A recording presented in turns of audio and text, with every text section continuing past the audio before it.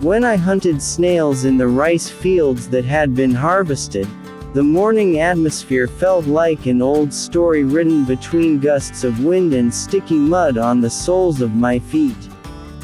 The sky hung low, gray, as if holding a secret that was reluctant to be revealed.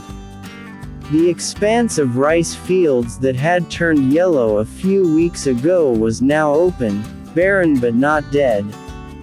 Traces of harvesting machines were still left on the wet ground, like wounds that had not had time to heal. This is where I walked, slowly, with a plastic bucket in hand and eyes that swept every corner of the mud, looking for the movement of small shells that shone faintly in the twilight light.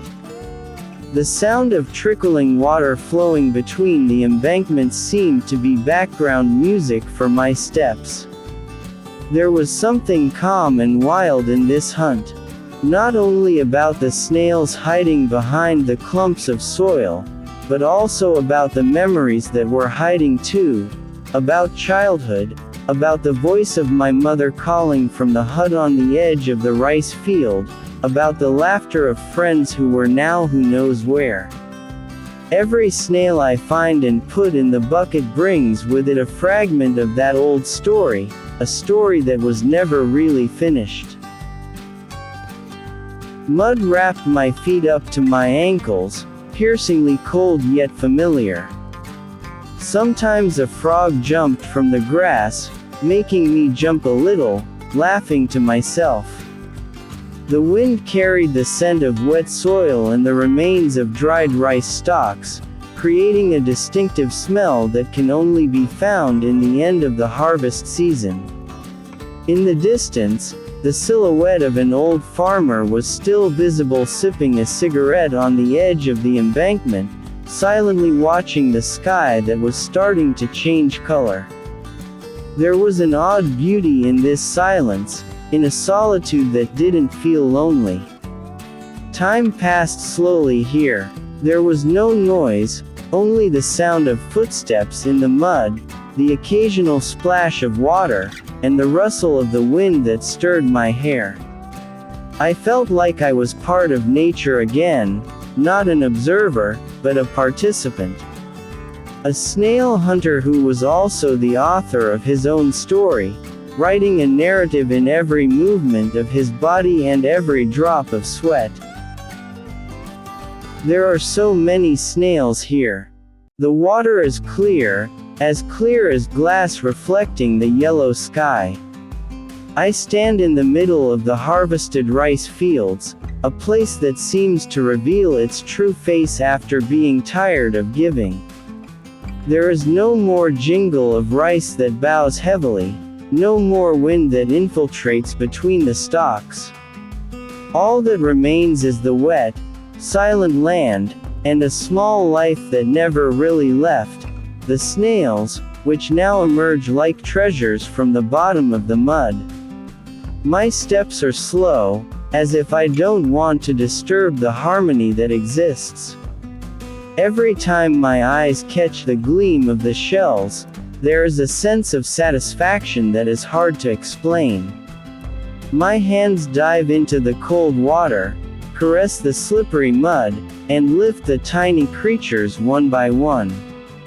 They don't make a sound, but their presence whispers something deep, about perseverance, about life that continues even though it is not seen, about nature that silently nurtures.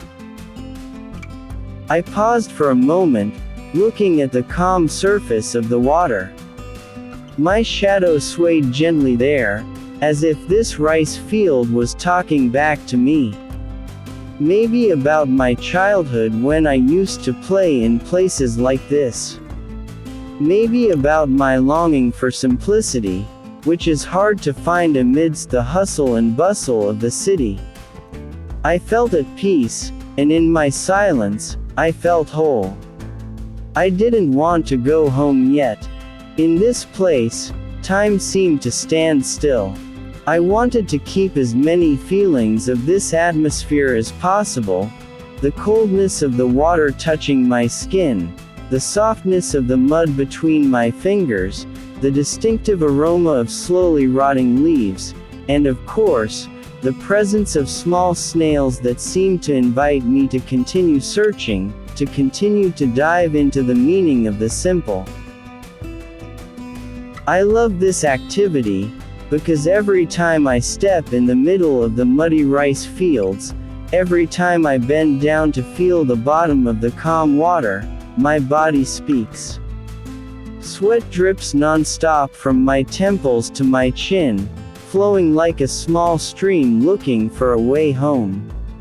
My breath is labored, my chest feels full, not because I am tired alone, but because something has come back to life in me, a sincere sense of gratitude that could never grow behind the walls and ceramic floors of the city.